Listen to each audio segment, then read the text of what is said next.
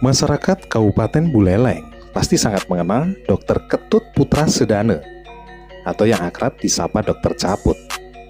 Pria yang berprofesi sebagai dokter kandungan ini mulai membuat terobosan baru dengan menggarap buku yang berjudul Dr. Caput. Kisah hidupnya tidak hanya terdiri dari sederet kesuksesan, melainkan juga kegagalan. Akan tetapi, setiap kali gagal, ia kembali bangkit dan lanjut untuk melangkah. Alhasil, ia pun terbilang sukses dalam karirnya. Ia berhasil melayani masyarakat melalui kliniknya yang bernama Klinik Bersalin Permata Bunda, yang sudah dikenal oleh masyarakat umum. Kini banyak masyarakat Buleleng yang mendorong dirinya untuk mencalonkan diri sebagai Buleleng 1 di tahun 2024. Lalu, apa tanggapan dan rencana mendatang Dr. Caput melihat fenomena ini? Mari kita saksikan wawancara khusus Jarak Pos TV dengan Dr. Ketut Putra Sedane melalui reporter Azizah Mutia dan Bu Surya. Nah, kali ini kita sudah berada di kediaman Bapak Dr. Ketut Putra Sedane SPOG. Swastiastu, Pak. Om Swastiastu. Terima kasih atas waktu dan tempatnya nih kita. Kita ingin berbincang-bincang dan lebih mengenal sosok Bapak. Di masyarakat Bapak lebih dikenal sebagai Dokter Caput. Kita yang bertanya-tanya, Pak, kenapa bisa Dokter Caput gitu? Iya, terima kasih Om Swastiastu. Ini terima kasih untuk tamu dari Jarak Pos ya. Jadi memang banyak masyarakat yang bertanya, kok namanya jelek banget Pak Dokter, Dokter Caput gitu ya. Jadi ini sebenarnya bagi saya memang kedengarannya jelek, tapi nama ini nama penuh histori dan juga banyak berkah dari nama ini.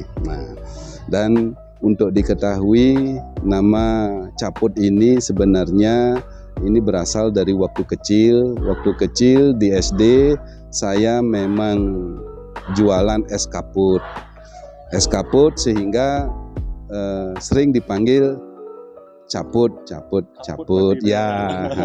Nah, memang kehidupan saya dulu orang tua yang memang kalau saya mengatakan bahwa tidak mampu, rasanya tidak mensyukuri dah ya dari karunia Tuhan ya, hidup sederhana, berkecukupan. Karena apa, saya saudara banyak 5 orang dan hanya orang tua bapak saya, ayah saya yang sebagai guru. Nah, sehingga saya harus bisa berusaha gimana supaya bisa punya bekal untuk sekolah, untuk sehari-hari, untuk belanja itu. Nah, itulah saya sambil jualan es kaput, dan karena memang es kaput inilah yang membawa nama saya menjadi Caput. Iya. Pak, kalau prinsip hidup Bapak sebagai Pak Dokter itu bagaimana?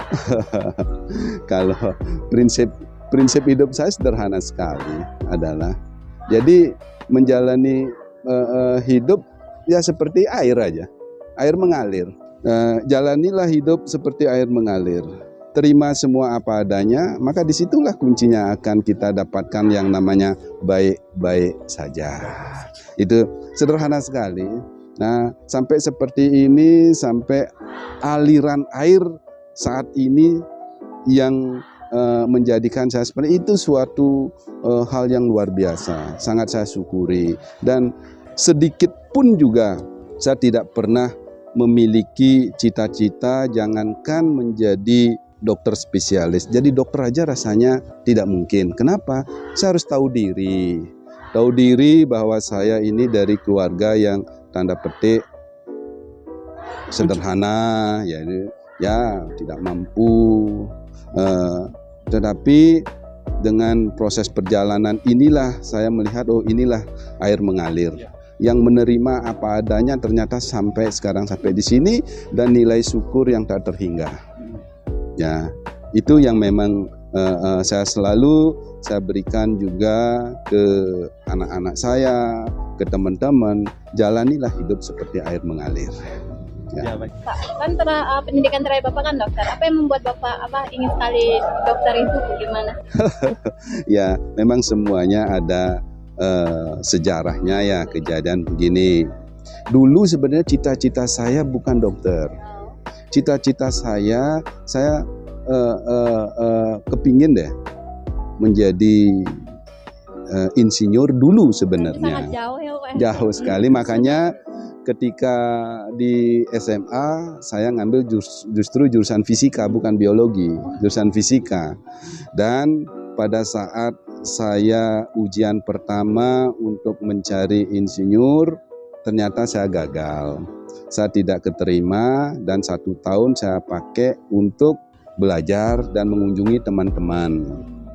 Dan salah satunya saya pergi teman di Lombok, di Mataram. Di situ saya melihat saudara dari teman ini sedang sakit.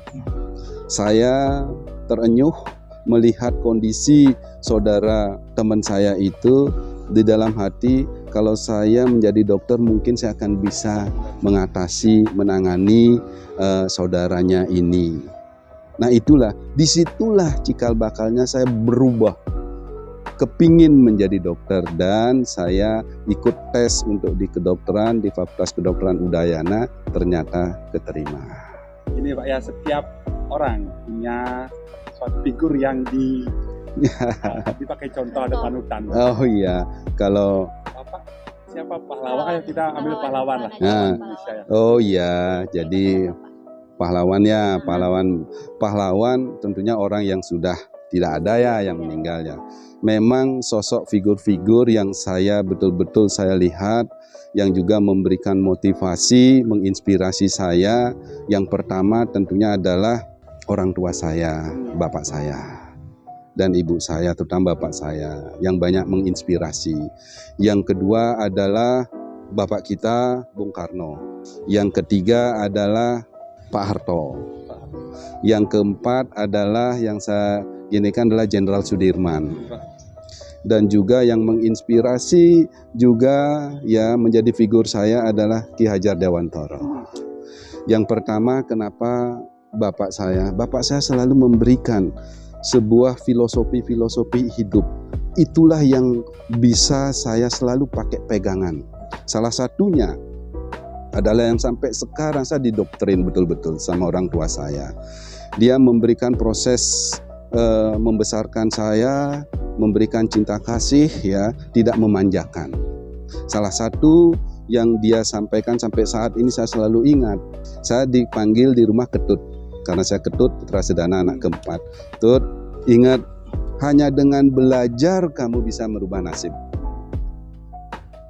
Kita tidak punya apa-apa, ya. Kita ini termasuk orang yang tidak berada, tetapi ingat, hanya dengan belajar kamu bisa merubah nasib. Itu. Terus yang kedua, pesan yang saya ingat sekali ketika duduk-duduk bareng, seringlah kita diskusi sama bapak waktu dulu adalah, Tut, kalau kamu ketemu sama siapa, bergaul sama siapa, berteman sama siapa, ingat satu, tanam punyan saja. Tanam punyan saja, dimanapun juga. Karena dengan nanam punyan saja, akan pasti berbuah guguna. Oh saja gitu Pak ya? Ya, jadi kepercayaan harus selalu ditanam, dengan menanam saja akan berbuah guguna. Dasarnya kita akan bisa hidup, akan terus meningkat kehidupan kita kalau kita dipercaya. Dan kita bisa jatuh kalau kita tidak dipercaya lagi. Ini kuncinya. Sehingga kita berusaha dimanapun juga, yang kita tanam adalah saja, supaya kita lebih banyak lagi mendapatkan buah kepercayaan yang namanya buah guguna. Jadi itu. Terus kemudian dari pemimpin besar kita itu luar biasa menginspirasi saya juga, dari Bung Karno. Ya, beliau adalah sosok nasionalis sejati. Ya, yang kedua, kata-kata beliau itu yang tetap saya pegang, jangan sekali-kali melupakan sejarah. Sejarah itu bisa kita lihat adalah asal-usul. Asal-usul, jangan sekali-sekali mengkhianati sejarah itu sendiri, menghargai sejarah itu, salah satunya asal-usul kita adalah orang tua. Kita harus bakti sama orang tua. Kedua, leluhur kita kawitan. Makanya jangan sekali-sekali melupakan sejarah. Inilah orang yang melupakan sejarah, orang yang ingkar terhadap orang tua, terhadap kawitannya, pasti hidupnya susah. Sudah pasti itu. Nah, ini yang saya betul-betul lihat kata-kata dari Bung Karno yang luar biasa bernilai sekali untuk saya. Sehingga saya dalam hidup yang paling saya takutin dalam hidup, meskipun orang tua saya, khususnya ibu saya, yang tidak berpendidikan hanya sampai SMP, saya paling takut sama beliau. Paling takut sekali. Ya, meskipun beliau tidak berpendidikan dalam artian hanya SMP, tetapi perintahnya apapun juga itu luar biasa. Saya tidak berani sekali. Nah, terus lagi adalah Pak Harto. Pak Harto meskipun juga kita lihat siapapun juga ya, pasti juga memiliki kekurangan-kekurangan, dan di balik kekurangan pasti ada kelebihan. Kelebihannya inilah kalau kita bijak kita harus ambil. Apa kelebihannya? Pernah enggak melihat dalam hidup Pak Harto itu mukanya marah? Nah, inilah saya lihat luar biasa. Ini yang saya lihat fenomena politik blankon. Nah, blankon. Bagaimana blankon itu, gimana marahnya kita, ngedumelnya kita nggak enak, kalau ketemu sama orang tetap senyum. Tetap senyum. Itu. Nah, terus kemudian dari Jenderal Sudirman, ini luar biasa. Di diri kita, di keluarga, di masyarakat, di apapun juga, pasti kita tetap berjalan ingin berjuang. Supaya kita mendapatkan yang namanya menang dalam proses perjuangan, kuncinya satu, harus kita kuat. Kuat. Supaya kuat, harus bersatu. Supaya bisa bersatu, jalinlah silaturahmi. Ini. Nah, selalu makanya saya bagaimana di dalam diri saya, menyatukan apa dalam diri saya? Menyatukan yang ada pada diri saya. Apa? Jiwa, pikiran, dan badan. Body, mind, and soul ini harus menyatu. Kalau sudah kita menyatu di sini, kita akan enak berjalan. Satukanlah di keluarga, satukanlah di lingkungan. Kita akan bisa ya menjalani hidup, mencapai apa yang menjadi harapan kita. Tanpa bersatu kita tidak mungkin.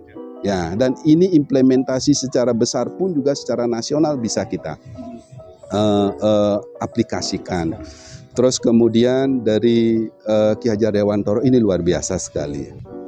Ucapan dari Ki Hajar Dewantoro itu dari sisi pendidikan, dimanapun kamu berada, itulah sekolah kamu. Dan ketemu sama siapapun, itulah guru kamu. Ya, kalau bisa kita menempatkan seperti itu, maka kita akan kaya akan ilmu, kaya akan pengalaman dari teman-teman, dari orang-orang yang ada pada diri kita. Ya, nah inilah yang memang selalu saya terapkan, sehingga saya berusaha untuk menggunakan apa yang dalam tubuh saya. 2 mata lebih banyak melihat, 2 telinga lebih banyak mendengar, ya, sehingga kita akan menjadi orang yang kaya, yang paling banyak kita pahami.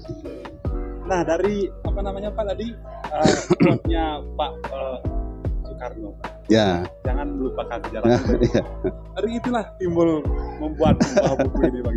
Iya, jadi ini buku perjalanan, salah satu memang yang saya nilai, ya, ini buku ini tidak ada nilainya karena saya ingin memberikan pesan-pesan, ya, salah satunya perjalanan saya, yang dari perjalanan itu kalau kita nilai, siapapun yang punya perjalanan pasti ada makna-makna di balik perjalanan itu.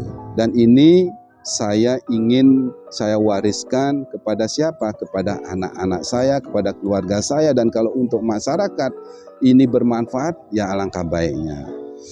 Saya terinspirasi buku ini dari cerita Kerasakti, di mana Biksu Tong ketika dipanggil sama Sang Buddha untuk mengambil kitab suci. Hai biksu Tong, ambillah kitab suci. Ambillah kitab suci, berjalanlah kamu dari timur ke barat. Ajaklah ini, diberikanlah pengawal-pengawal. Ya, salah satunya Pait Kai, kemudian Kerasakti, ya. Nah ini, setelah itu beliau-beliau ini berjalan dia dari timur terus dengan ribuan tantangan, ribuan hambatan, dan sampai habis ke barat dia tidak menemukan apa-apa. Balik dia menghadap ke Sang Buddha. Wahai Sang Buddha, mana buku kitab suci itu? Saya tidak nemuin, saya sudah jalan terus sampai habis di barat, tidak ada. Sambil senyum Sang Buddha menyampaikan, perjalananmu itulah kitab sucimu. Dan saya berusaha sekarang menyusun perjalanan ini karena dari perjalanan saya ini banyak cerita, banyak makna yang ingin saya wariskan kepada anak-anak saya. Baik Pak. Nah dari Bapak sekarang sebagai dokter begitu ya, dan masuk ke ranah politik. Iya. Pasti banyak pertanyaan. Apa yang Bapak cari lagi gitu loh dengan sekian ya? Ya, dari awal ya filosofi saya menjalani seperti air mengalir, airnya seperti ini, dan sebenarnya filosofi saya bagaimana kita supaya menjadi orang yang bermanfaat. Itu aja kuncinya, bermanfaat untuk orang banyak, bermanfaat untuk masyarakat. Itu akan memberikan nilai yang luar biasa bagi saya. Dan sepertinya saya diarahkan ke arah yang memang notabene saya ikut juga berkecimpung di organisasi politik. Politik ini penting sekali. Karena politik kalau kita lihat dasar katanya adalah policy. Policy itu kebijakan. Kebijakan ini tentunya yang akan sangat berpengaruh terhadap kehidupan daripada masyarakat. Baik buruknya masyarakat, policy ini sangat mempengaruhi. Sehingga policy atau politik sangat ditentukan oleh siapa yang memegang policy itu. Siapa yang memegang policy itu? Kalau memegang policy itu keberpihakannya ke rakyat, maka rakyat itu akan pasti akan sejahtera. Itu sudah pasti. Inilah luar biasanya kalau saya lihat dari sisi politik, di mana di balik ini politik itu bermakna policy yang juga mungkin sering didengar politik itu kejam dan lain sebagainya ya, tanda petik negatif. Justru saya melihat ini memiliki nilai yang luar biasa. Dan kehidupan kita sehari-hari itulah politik. Nah, dari itulah Bapak.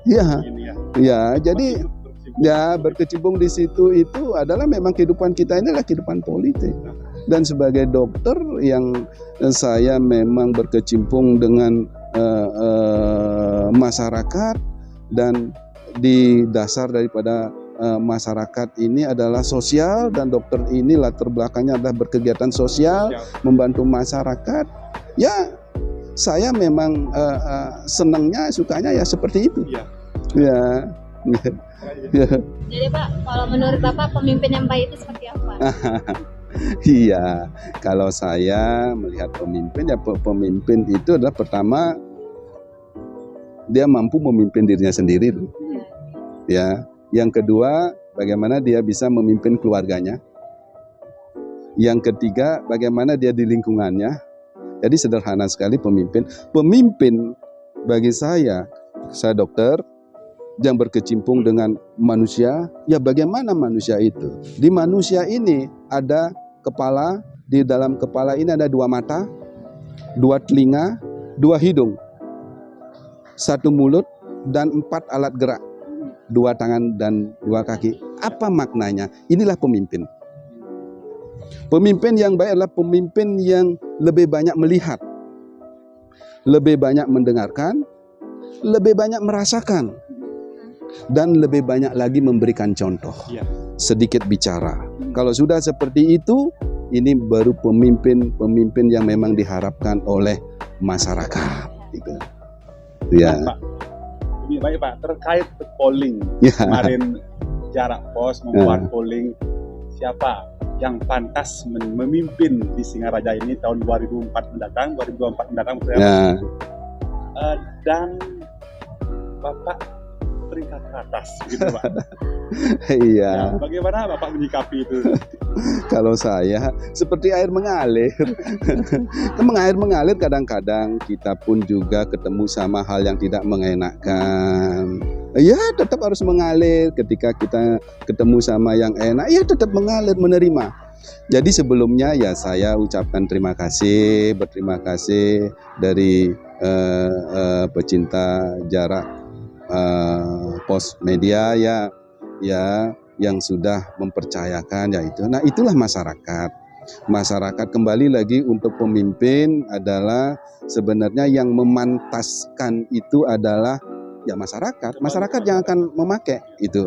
Nah kalau masyarakat menganggap itu pantas, ya iya seperti kita mau pakai baju, masa saya akan denda. Masyarakatlah yang memantaskan. Tinggal kita apa? Ya kita seperti sehari-hari kita sebagai makhluk sosial yang melakukan kegiatan sosial. Sebagai saya dokter melakukan kewajiban saya sebagai dokter. Selaku saya kepala rumah tangga melakukanlah kegiatan di rumah. Ya seperti itu aja. Ya seperti air mengalir. Kalau pada akhirnya nanti sampai ke sana, ya disitulah kemungkinan bisa saya akan menjadikan diri saya lebih bermanfaat lagi. Karena esensinya saya dulu menjadi dokter mungkin manfaat saya hanya sebatas lingkupnya setingkat desa pengobatan umum, dan saya kepingin meningkatkan kebermanfaatan saya sehingga meningkat ke spesialis, jadi spesialis tingkat. Dan sekarang pun juga saya berusaha meningkatkan diri, kualitas diri. Saya pun juga mengikuti program pendidikan sekolah untuk di program doktornya, S3-nya. Dan ini pun juga kita lakukan tujuannya untuk apa? Di samping juga memang ada istilah long life education, jadi belajar itu tidak ada batasnya. Saya pun juga ingin memberikan situasi kondisi di rumah saya, di keluarga saya, anak-anak saya, karena saya tahu kunci daripada pola asuh kita kepada keluarga adalah dengan memberikan contoh. Contoh ini, sama alat gerak ini 4 contoh yang harus kita berikan. Sehingga suasana di lingkungan saya, anak-anak itu, suasana belajarnya tinggi. Istri saya pun juga sekarang dia mengikuti karena saya ikut program dokter, dia pun juga ikut. Nah, anak-anak begitu pun juga ada sepertinya magnet untuk mereka tanpa saya suruh untuk belajar, dia akhirnya juga belajar. Nah, ya, nah itulah yang sebenarnya selalu saya lakukan, bagaimana memberikan contoh di dalam keluarga, khususnya ke anak-anak, tanpa kita terlalu banyak berbicara, memberikan perintah-perintah, tapi kita tidak mampu memberikan contoh, menjadi toladan. Orang tua kan di situ kuncinya. Nah, itu selama ini yang saya kerjakan. Bisa ambil garis besarnya Bapak siap gitu ya jika masyarakat menghendaki gitu Pak ya. Iya, kalaupun juga dianggap pantas, rakyat, masyarakat menghendaki, dan kuncinya satu, saya itu paling tidak bisa dan paling tidak mau dan paling takut. Apa yang paling saya takutkan? Takut mengecewakan orang-orang yang sudah percaya sama saya. Takut sekali. Siapapun juga, kalau sudah orang percaya sama saya takut sekali, pantang untuk mengecewakan orang yang sudah percaya ke saya. Baik Pak, terima kasih ya Pak. Pak, pendidikan terakhir Bapak apa nih Pak? Ya, seperti nama ya, dokter SPOG. Jadi pendidikan terakhir saya adalah spesialis obstetri dan ginekolog. Saya